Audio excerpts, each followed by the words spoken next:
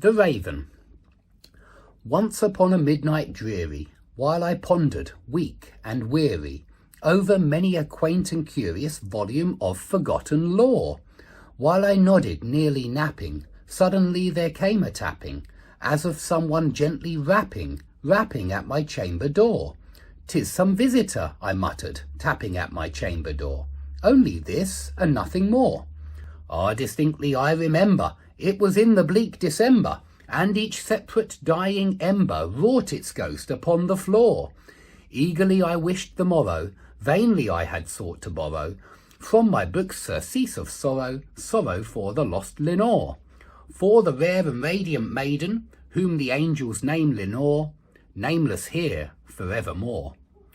And the silken, sad, uncertain rustling of each purple curtain thrilled me, filled me with fantastic terrors never felt before, so that now to still the beating of my heart I stood repeating, "'Tis some visitor entreating entrance at my chamber door, some late visitor entreating entrance at my chamber door. This it is, and nothing more." Presently my soul grew stronger, hesitating then no longer. "Sir," said I, "or madam, truly your forgiveness I implore. But the fact is I was napping, and so gently you came rapping, and so faintly you came tapping at my chamber door, that I scarce was sure I heard you. Here I opened wide the door, darkness there, and nothing more. Deep into that darkness peering, long I stood there, wondering, fearing, doubting, dreaming dreams no mortal ever dared to dream before. But the silence was unbroken, and the stillness gave no token, and the only word there spoken was the whispered word, Lenore. This I whispered, and an echo murmured back the word, Lenore, merely this and nothing more. Back into the chamber turning, all my soul within me burning, soon again I heard a tapping somewhat louder than before.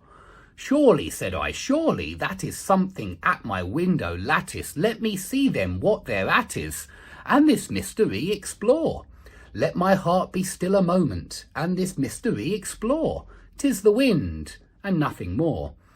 Open here I flung the shutter, when with many a flirt and flutter, in there stepped a stately raven of the saintly days of yore. Not the least obeisance made he, nor a minute stopped or stayed he, but with mien of lord or lady, perched above my chamber door. Perched upon a bust of Pallas just above my chamber door, perched and sat, and nothing more. Then this ebony bird beguiling my sad fancy into smiling, by the grave and stern decorum of the countenance it wore. "Though thy crest be shorn and shaven, thou," I said, "art sure no craven, ghastly, grim, and ancient raven, wandering from the nightly shore. Tell me what thy lordly name is on the night's Plutonian shore."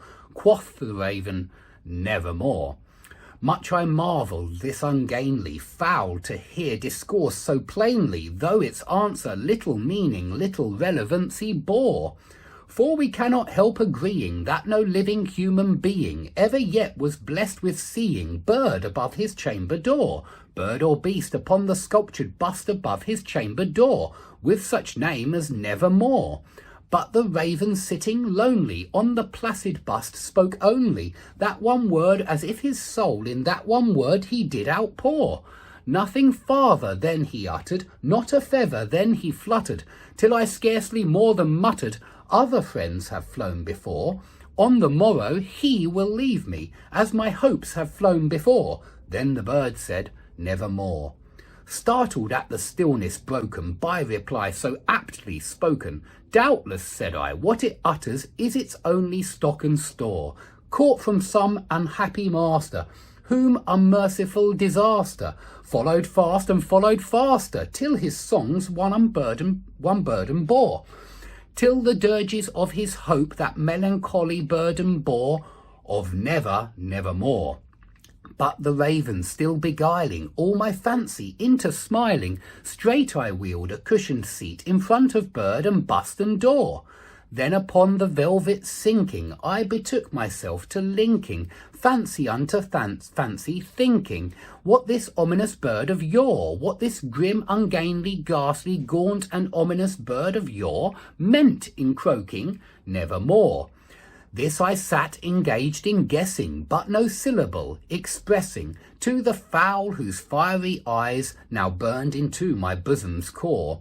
This and more I sat divining, with my head at ease reclining on the cushion's velvet lining that the lamplight gloated o'er, but whose velvet violet lining with the lamplight gloating o'er she shall press, nevermore.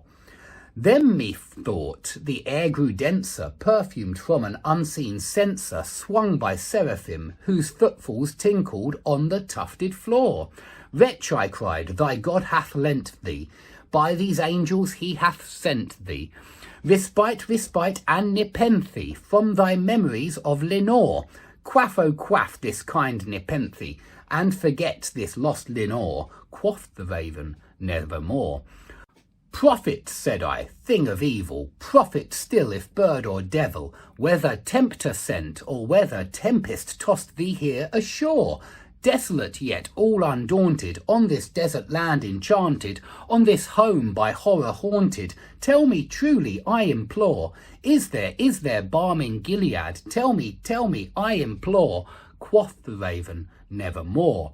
Prophet, said I, thing of evil, prophet still if bird or devil, by that heaven that bends above us, by that God we both adore, tell this soul with sorrow laden, if within the distant Aidenn it shall clasp a sainted maiden, whom the angels name Lenore, clasp a rare and radiant maiden, whom the angels name Lenore. Quoth the raven, nevermore. Be that word our sign of parting. Bird or fiend, I shrieked upstarting, get thee back into the tempest and the night's Plutonian shore. Leave no black plume as a token of that lie thy soul hath spoken. Leave my loneliness unbroken. Quit the bust above my door. Take thy beak from out my heart, and take thy form from off my door. Quoth the raven, nevermore. And the raven, never flitting, still is sitting, on the pallid bust of Pallas, just above my chamber door. And his eyes have all the seeming of a demon's that is dreaming, and the lamplight over him streaming throws his shadow on the floor, and my soul from out that shadow that lies floating on the floor shall be lifted nevermore.